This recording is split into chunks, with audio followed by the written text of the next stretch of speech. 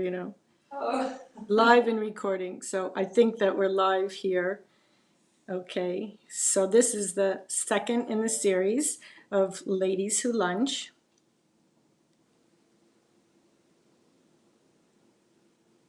Yes. So I think we're live in the second in the series of the Ladies Who Lunch. So these are artful conversations, and I'm the curator of the conversations, Leanne Lavin. And I'm fortunate enough to be able to speak with such great women, and it's mainly women. But I want to give you a little bit of background as to, who I am if you don't know me. So I'm the author of the Hamptons and Long Island Homegrown Cookbook, and it just matches the table perfectly. So now we're into green. Last month we had our pretty in pink, but this was green.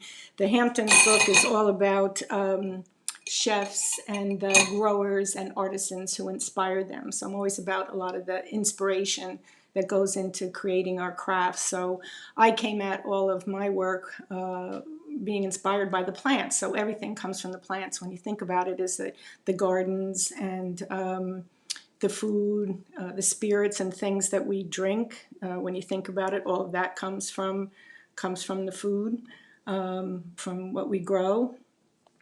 And so here I'm doing my technology for the first time today. So hopefully everybody can bear with that also. And we have our guest that I'm going to introduce shortly. She's coming all the way from San Francisco. Okay, so now you can see me, I think, right? Yes, beautiful. So I'll just take a little bit on my tablescape. So some of these we got, we hadn't been in Manhattan or in Gotham really during the pandemic for almost a year. We were back maybe 4 times, I think.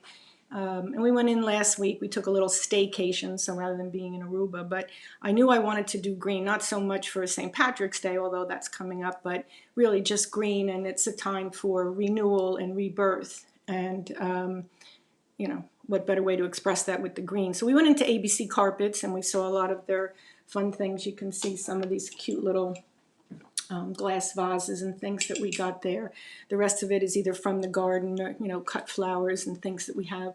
We have some great green candies, and yeah, that's all the glassware from ABC. But I like taking things that we have and then repurposing them. So the carriage, for example, was something we got at the car show a couple of years ago, and Bill painted it gold for me, and we light it up, then we have, of course, all of our crystal and things that goes with it, and I think that's, sort of very classic looking. For those who are wondering why I call it Ladies Who Lunch, is that in the not too distant past, when we used to be able to go out to lunch or to be with others, it was a sense of networking. And when I contributed 3 or 4 chapters to this book, The Savoring Gotham, one of the chapters that I wrote is called Ladies Who Lunch. And so to put it into context, these are the time period of like Babe Paley and Jackie Kennedy and people like that. And so while their husbands usually, in the old days, they were the ones that were out at work. And then these women were the ones who really conducted all the philanthropy and sense of, creating community for us in our cities. And so they supported the arts and so on. And I think for me, that's what I really missed about being in the pandemic, was that ability to go out and, like I say to Doniece and some of my friends, is that to create that salon, where you're bringing people together, people who you think you can support. And women, I think, are particularly good at this. Is like, I know someone that can help you, or I know someone that I can introduce you to. So that's the kind of thing that I wanted to be able to do here, is to create. Oh, there's Doniece. Look at her and her head. This is just so cute.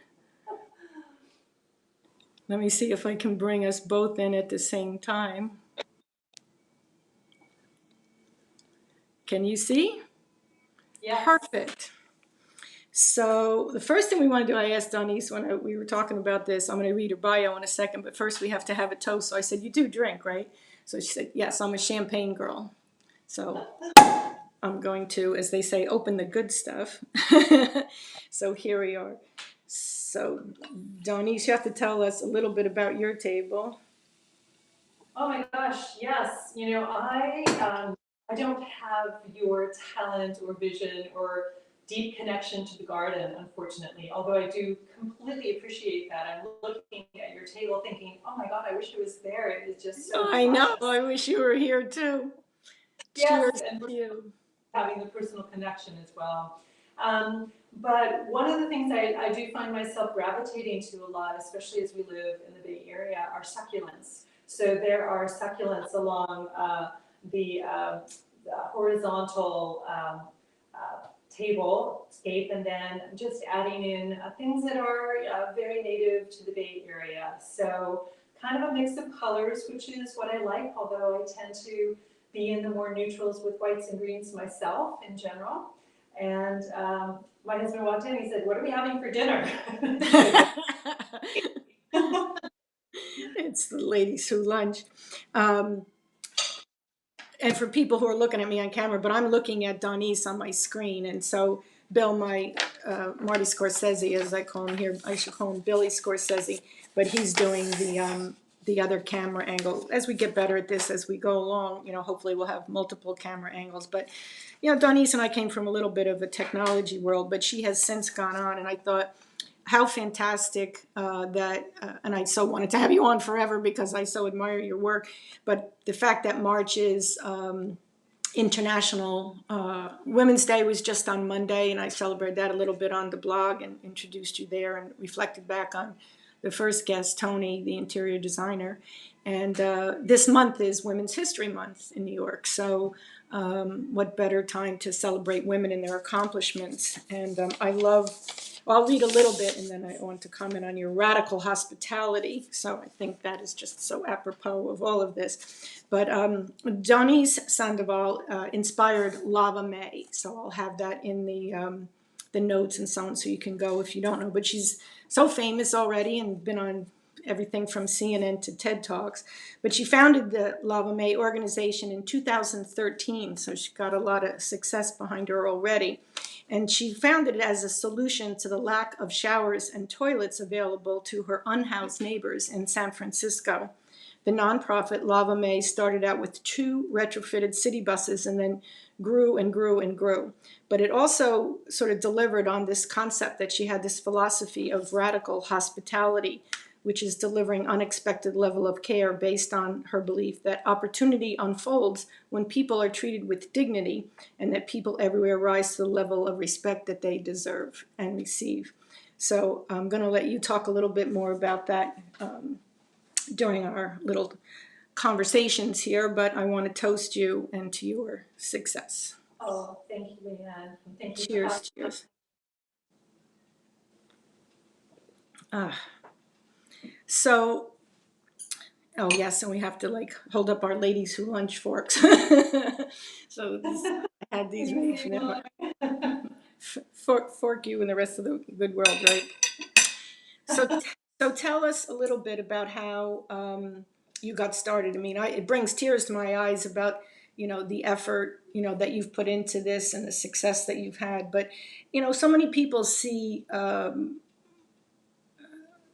people in our towns and cities, and I dare say it's not just the big urban environments anymore, but the pandemic has rendered so many of us, in a position that we don't like to find ourselves in. But then they say, how far can I go? What can one person do? So how did you come about to start really making a difference? Well, it became a very personal thing. In 2008, when the country experienced and the world experienced the Great Recession, uh, San Francisco was one of the fortunate areas of the country that bounced back really quickly.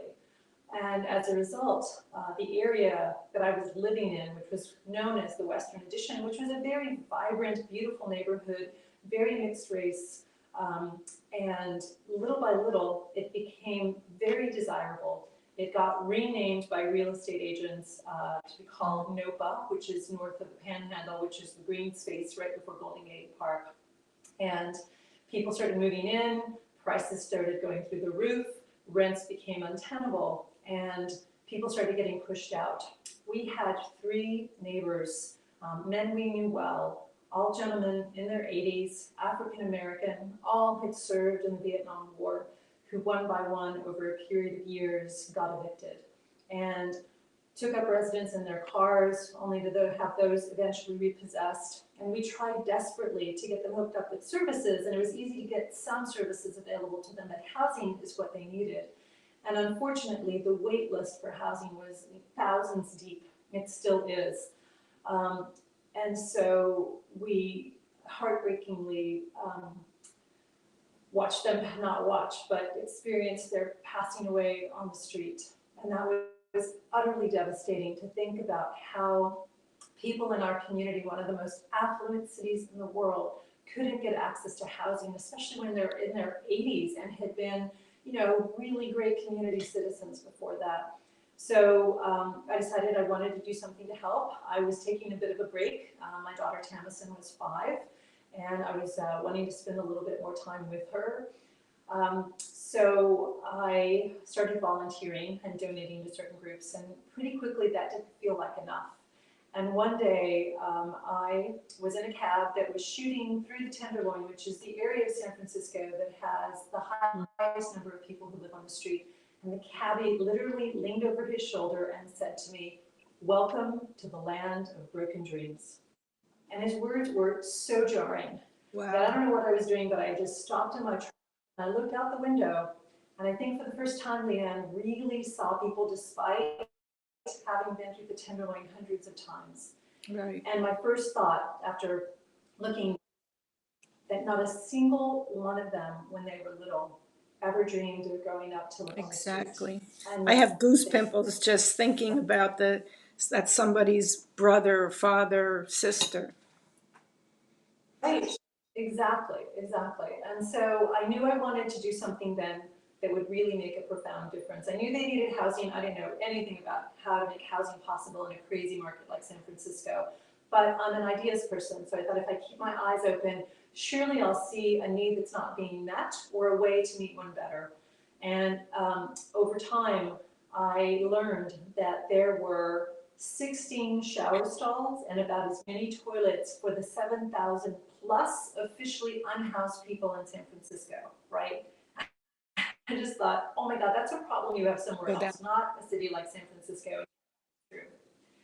And so, like in Kismet, an article in the Chronicle came across my vision, and it was about SFMTA retiring their old muni buses, right? And marketing, PR, branding, you need a good story to raise money, to galvanize people to your cause. And so I thought, wouldn't it be great to do something good with something people love to hate, a public transportation bus? And so the idea for Love. But then how did you get the trucks? Did you have to buy them or lease them, or where'd you get the funding? So fortunately, I found out that the city has a donation program. So anything that they're no longer going to be using, if you are a nonprofit, you can go onto their site and request a donation. And so I requested 6 buses, and they did end up donating them to us. Oh, wow. Yes, I got very lucky. The hard part was retrofitting them and designing them and stuff like that. So I knew I needed to raise about $75,000 to get the first bus retrofitted, and to also sort of test the theory. And so we went and created an Indiegogo crowdfunding campaign. I knew that I could go to people I knew, but I wanted to demonstrate to the city that there was grassroots support for this, that people cared and that they wanted to do something. So we raised the $75,000, had the first retrofit, did a 6-month pilot, and had tremendous results. I thought at that point the city would say to me, okay, great, you don't know how to work with the unhoused, you're really not, this is not your background, you're a marketing branding person, we'll take over. And so they said, great job, keep going. Keep going. So we launched a formal organization. Exactly. And now, all these years later, not only are we still providing that, but we have now inspired, mentored, or directly trained 230 communities around the globe who have launched their own Lava Mae design programs, which is utterly unbelievable, and it's one of those outcomes that I never expected. I know, really. I was, for those of you listening and viewing, is that when I asked Doniece to be on and I was talked to her, I looked up. It's one of the last emails we had, which is shocking. It's been quite a while, but it feels like yesterday. You're such a someone I admire so much. But I said, here was the email, you asking me to help you with a little project that you had for with your GoFunding. It's like unbelievable how that's like the little thing, but that's what it takes, is like everybody contributing and making something so successful as you have done. But then how did you train the people or find them? Did they come to you, your team? I spent the first 6 to 9 months on the street with this young woman walked into my office before we launched, and she said, I read about you and I read about what you're doing and I want to be a part of this. Wow. And she volunteered with us initially, and then she became my first official employee. And then I knew I needed somebody to drive the bus, so we posted a listing, and this wonderful man came and joined the team. So there were only 3 of us for the first year and a half, and then we got our the next volunteer who became our chief operations officer, and then it just started to explode. We had the 2 buses, and then we opened a branch in Los Angeles. Then we created additional programming because we knew that by providing a shower, we weren't ending homelessness. What we were trying to do is reconnect people with their sense of dignity and eliminate obstacles to opportunity. Like, you can't apply for a job or for housing if you can't get and stay clean. So that was really important. But we'd always partnered with other organizations, and over time, our guests just kept saying over and over again that they'd have to run to us and 5 other locations just to get basic needs met. So we decided that we would launch a new program. Our guests would help us design it, and they were called pop-up care villages. And that was bringing up to 30 partners to the street in a 6-hour period, where guests could get, sort of 3 pillars of service. The first was restoratives, which was haircut, showers, and clothes. Then advancement, which was everything from the medical, mental health, to job training, and other sorts of opportunities that would advance them. And then the last pillar was essentially creating community. Brene Brown has done so much research on the value of belonging and how that is so essential for our ability to thrive and build resilience as human beings.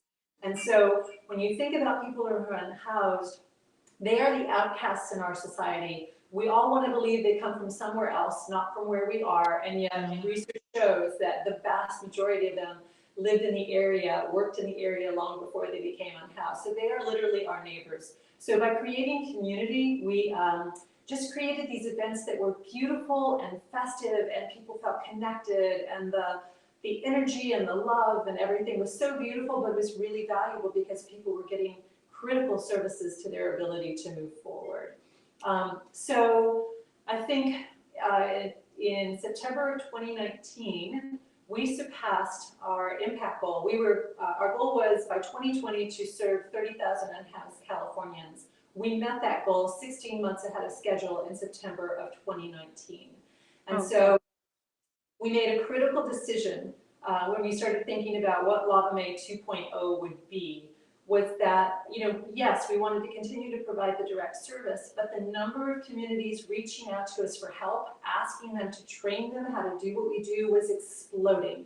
And so we made a very strategic decision to relaunch in 2020 as Lava Mae X and become a nonprofit accelerator. So it's been very Oh, wow. It's good. You're always thinking ahead then, to the next chapter. I think oftentimes, women always say we're so lucky, that this happened, or in their career, or helping others, but they don't think about the next steps. You know what I mean? It's like, how do we continue to grow this, and how do we continue to bring, others into it?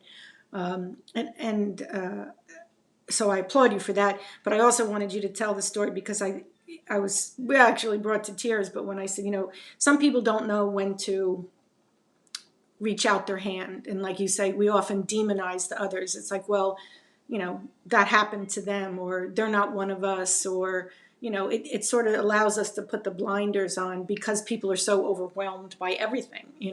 But you Yeah. told your starfish story, and I would like you to share that because I think that's very inspiring. Yeah, so this is somebody actually sent me this letter shortly after I started Lava May, to just kind of keep my own resilience up. And he said, you may not feel like you're making a difference, but never doubt that you are. So you should share this story. And it's a reasonably well-known story. I just never heard it. And it's the Starfish Story. And it's about a man who's walking on the beach. And up ahead of him, he sees a young boy who keeps stooping down and picking up something and throwing it into the ocean. And he's very curious. So he walks towards the boy. And as he gets closer, he sees that there are thousands of starfish on the beach. And that the boy is trying to rescue as many of them as possible. And he walks up to the boy and he says, "Why are you even trying? You cannot save them all." And the boy pauses, and then he looks down, picks up another one, and throws it into the ocean and says, "But it matters to this one, and I can save this one," right? So I think we get overwhelmed, especially as Americans, because we think that our response has to be big and it has to um, scale quickly. And the truth is, what I have learned in all these years is that it's the small acts of kindness, things sometimes that we don't even register we're doing, like making eye contact with someone, wishing them a Yes, beautiful, yes. acknowledging a senior citizen who is so invisible in our community as well. Those kinds of things can transform people's lives, and we should never take them for granted. I just think that's beautiful and is sort of a catalyst for others who are, looking for a way to contribute, but they just feel like, what can I do? I'm only one person, or I'm so busy as it is. I'm trying to be a mom. I'm trying to be a wife. I'm trying to have my job, and things are just crazy. But just like a little bit could make, such a big difference. Yes, and the beautiful thing is, I mean, if you want to think from the more self-centered perspective, is that it's like a circular economy. It feeds you. When you do acts of Mm. kindness, it's wonderful for the receiver, but there is the giver effect. And then you never know, we talked about this a lot in Lava May, there is the witness effect. Other people seeing you do kindness could easily inspire their own acts of kindness. So Absolutely. And I think especially for the children, that they see that they give back to the community. I mean, I love I belonged to New York Junior League for many years, I think, but I also, from a food standpoint, we, have, you know, it's really such a dichotomy in the U.S. So I belong to City Harvest, and so we take a lot of the excess food from not only the green markets, but trade shows like Fancy Food and so on. And it's almost embarrassing, like how much food there is that goes to waste. So you have on one hand like too much, and then on the other hand, people don't, they're just have no food to eat. So we have to somehow, I think, bring this together, and I think this is a great opportunity. It's been a horrible time for, obviously, restaurants, especially, and food service industry workers, during the pandemic.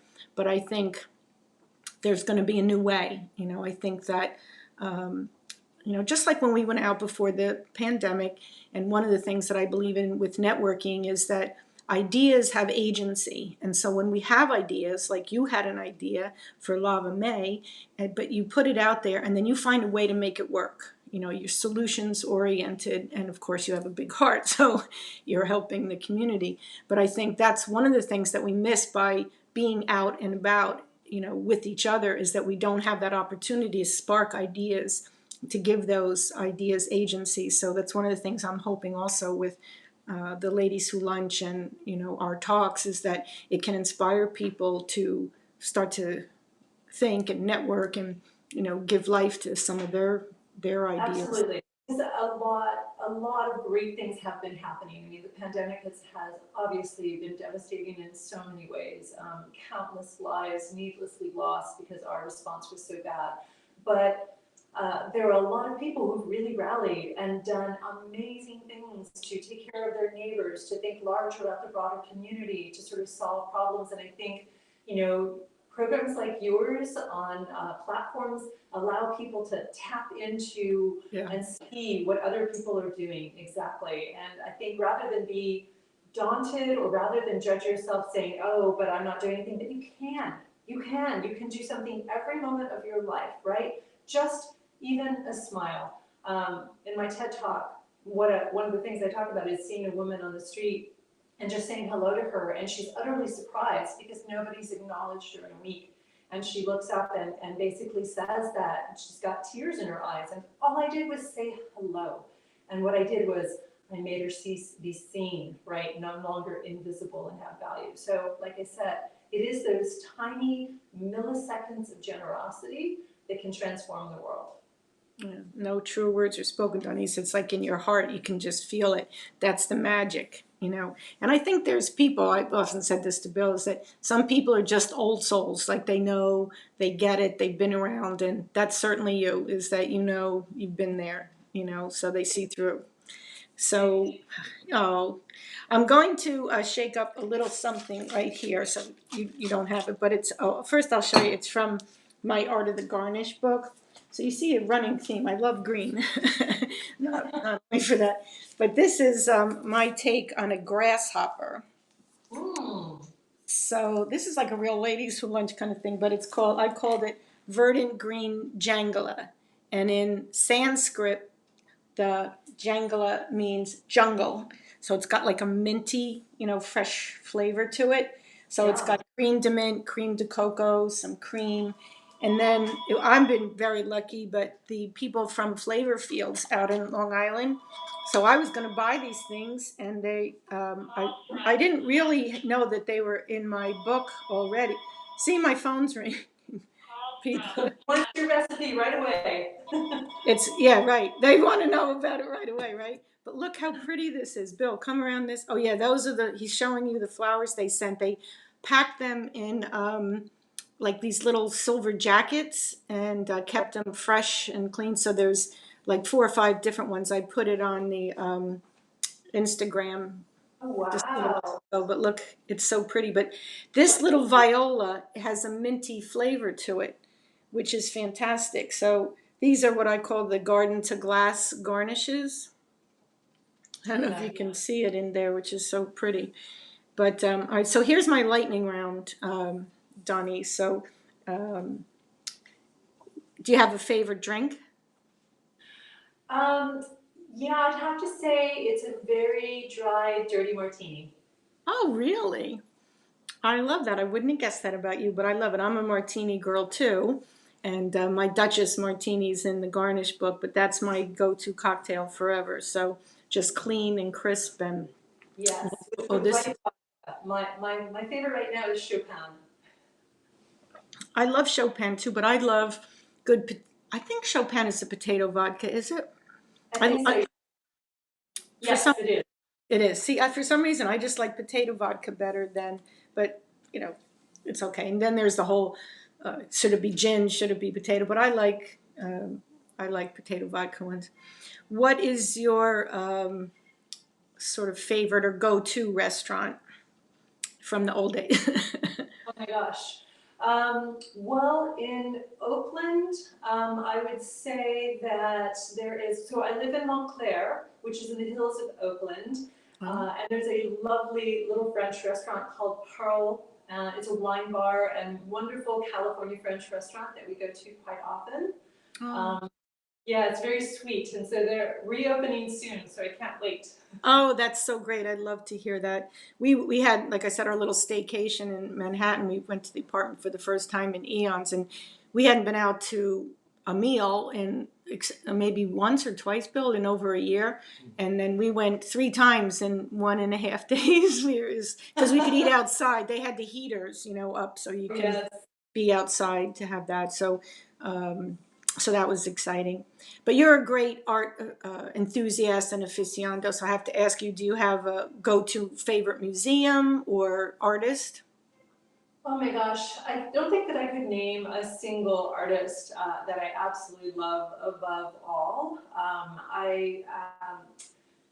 Saying that though, I just really reconnected with a photographer who's one of my favorite. His name is Robert Cotto, and he does a blog called Light in No Particular Order, and his pieces are just so, they're ethereal but gorgeous and rich, and just evoke such a sense of peace and tranquility whenever I see them.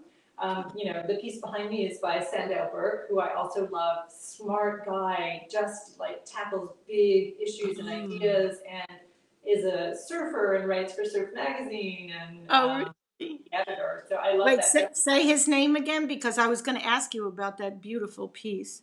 It's Sandow Burke, Sandow Burke.